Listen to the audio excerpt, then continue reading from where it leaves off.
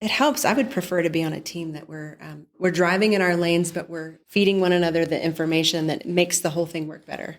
I think it touches on kind of what we talked about earlier about music. You're so good that you can incorporate someone else's playing style into the tune you're playing. Well, everybody, welcome back to Design to Help Your Business Grow. I am your host, Randy Lynn Johnson, here as always with our fabulous owner and design principal, Robin Pasley. Hello. And today we have a very exciting guest, Vince Viruni.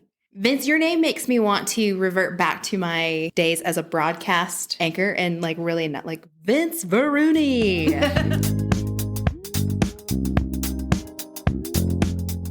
Anyway, so just a reminder about the point of this podcast. It is to help business owners grow their business. And so we have the design and branding piece covered from this firm, but we always like to interview other professionals in the city and see what you have to offer business owners. And so you are an attorney. Yes. Specifically a tax attorney. That's right. With Harbor Point Associates. That's right. Is that right? Okay. Right. What is the problem? How do you help business owners? What do you solve for them?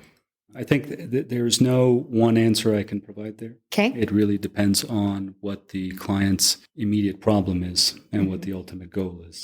My multidisciplinary background, if I can use a $6 word, Nice. is in tax matters and how to mitigate the tax impact, whether that's prospectively Okay. for a business owner looking to grow or in any sort of succession planning, or retroactively if they have tax problems and they want to get out of that mess so that they could continue growing. And I also assist in situations where it's a close call between criminal and civil investigations. So trying to keep people towards the civil side and away from criminal investigations with federal and state tax agencies. So it really depends where the client wants me. Sure. And I usually ask for just an extra seat at the table. And if there's something I can see or value I can provide, I'll comment. And if not, usually I can provide somebody who will be able to meet the business owner's needs. Yeah, that's great. I know that you have been in this business for quite some time, but you just transitioned into the Springs. We moved from Maryland, and I was back and forthing it for a little while. With being on both coasts and in transient cities, you get to see a lot of different types of problems. And so one of the things I'm looking out for here are, okay, well, what does the local market here need? And to assess the local market's needs and see how I could position myself to be valuable for the local community. What is one of the things that you see kind of come up more often than not across the board here? So far, I think it's when dealing with federal tax issues, you're dealing with basically similar questions. I'm running a business. What can I do to mitigate some of the tax impact? Am I structured properly as a business? That seems to come up everywhere.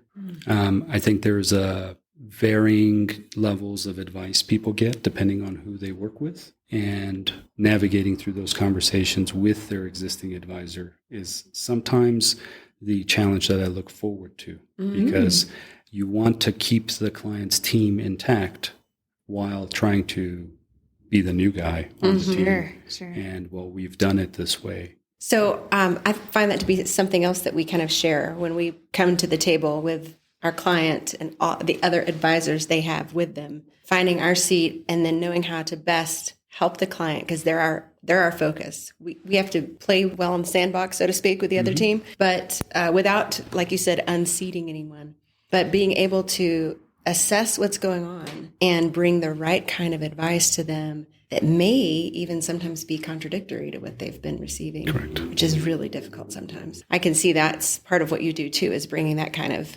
fine-tuned perspective for the tax situation. Yeah, and I think it changes. You're absolutely right, case by case. So sometimes they're sitting on resources that may not be immediately apparent to the business owner, and even guiding them to ask those questions to their existing advisors. And when the client or prospect tells you about their existing relationships, you'll know it's safe enough for the client to reach out to them. I love that collaborative mindset that you have, because I find it to be what I share with some of my favorite colleagues is when they want to collaborate too. Too many times I find that the modality is to silo up so that we can protect ourselves, I'm going to know what I know over here. But I would prefer to work with people in this way that you're describing, where you assess what's happening and then you go, okay, I think he knows more on this. Call me back if you need help on this other thing, because I think it's the best for the client ultimately, but it helps. I would prefer to be on a team that we're driving in our lanes, but we're, helping one another, feeding one another the information that makes the whole thing work better.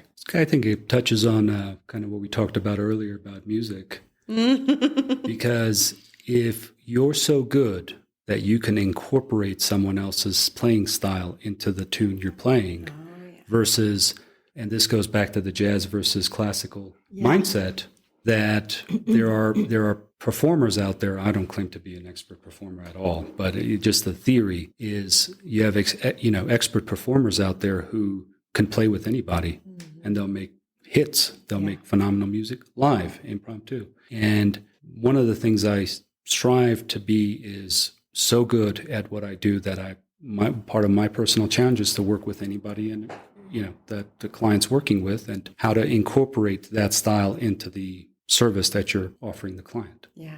Part of the transition I was talking about earlier was to shift from a classical mindset to more of a jazz mindset, and to be very open, even with the client, that this is a tentative thought process. This is a tentative position. It's subject to review, and we're going to have discussions with your other team members. And if there's a better way, we're going to find it.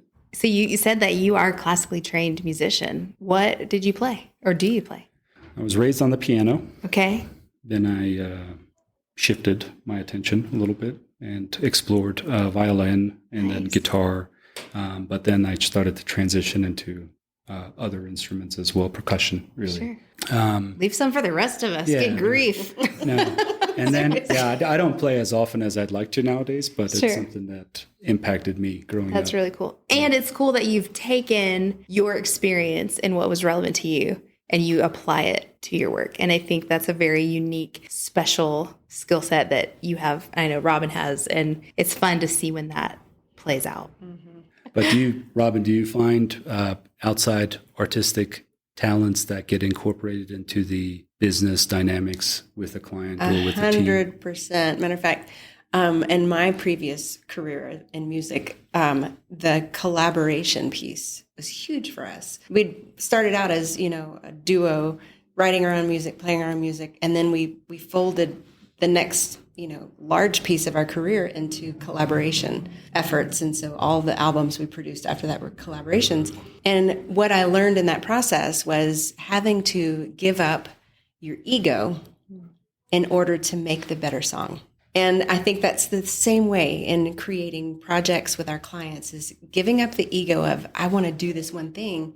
You have to lay that down so that you can go, what do you need? What is your heart? What is going to make this project talk about you and not about me? And so I'm able to bring, I think, what is a more mature artist's viewpoint to design that can bring that creativity, but really submits it to the will and the professional future of the business I'm working in. Because ultimately the successful client or the happy client is going to be the ultimate success story for you as an advisor in your space. Absolutely. Right? Plus, it's why I get out of bed in the morning, is helping them. That's my favorite stories to tell. We create these books at the end of our projects that we share with our clients that show the project we did together before and after. And that stack of books, some days when I'm having a hard time, I just sit down and look at it because I think, that's a stack of happy people. I got to help all of them. Right. And it's why we do what we do. So, Vince, who do you love to work with? How would you describe your ideal client? I think here's what it ends up being most of the time. They're large transactions dealing with a complex area of substantive law with unique personalities, oftentimes in conflict with one another. That, to me, is my ideal. So I have a transactional and litigation hybrid practice. Where I find myself thriving the most is where transaction and litigation typically meet. So I'm hearing you are not afraid of a challenge. Like, you seem like you like a challenge. You're a good problem solver. And so that's basically it. Like you mentioned, getting up in the mornings. To me, that's when I know I've solved a challenge like that for a client and they're better off today than they were, before they met me, that to me gives me value. That's awesome. Is there anything federally or from the state level kind of coming down the pipeline that business owners should be aware of? Anything tax or what that they need to make sure they have? Absolutely.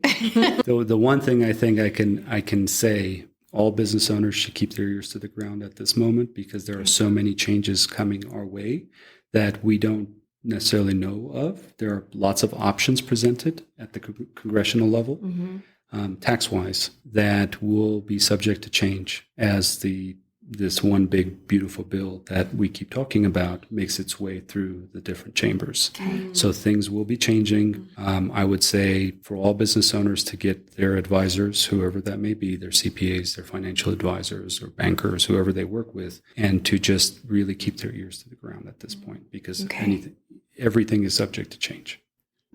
We already have your contact information, but if our listeners are looking for help, a master problem solver, how can they find you? They can call our main line, which is operating 24/7, 866-405-1615. And they can also find all of this contact information at harborpointassociates.com. Well, Vince, thank you so much for your time and your expertise. And just honestly, finding a lawyer, I would just call it, like, you just have such a calming, I know, I was thinking the level same head. thing. I was like, wow. Awesome. We need more people like you in this world. But thanks so much. And we'll see you around the city. Thank you. Thanks for having me. In an increasingly competitive market, the merits of using interior design as a strategic growth tool can make all the difference in not just surviving, but thriving. Hasley Commercial Interiors, designed to help your business grow.